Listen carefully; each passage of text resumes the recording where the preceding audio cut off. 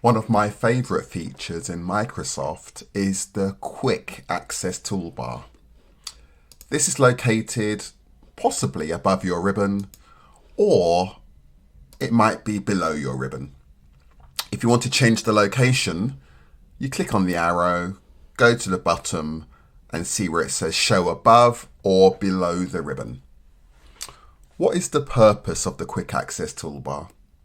Well, essentially, no matter which tab I press in my program, the Quick Access Toolbar is there 24 hours a day.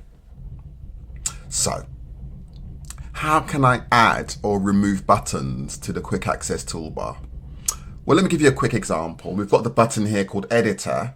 And if I want to add this to the Quick Access Toolbar, I can just right click it and it gives me the option to add it to the Quick Access Toolbar. I can now go to the Editor button on the Quick Access Toolbar, right click it to remove it. Another way to change items on the Quick Access Toolbar would be to click to the arrow on the furthest right hand side of it. And the second to last button is called More Commands.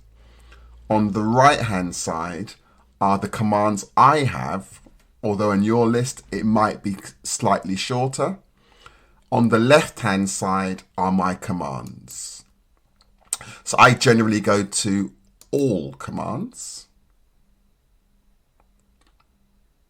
I'm now going to click inside and press the letter C to show you the button I'm going to add in this example. So I'm going to look for the button called Columns. This is what I use all the time.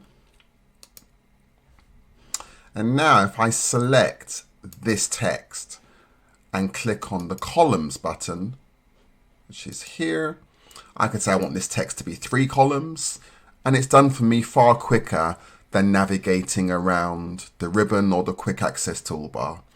The second thing is there are so many hidden features in that menu, it's really going to speed up your work if you find the appropriate buttons to add. Ladies and gentlemen, that's why I love Microsoft.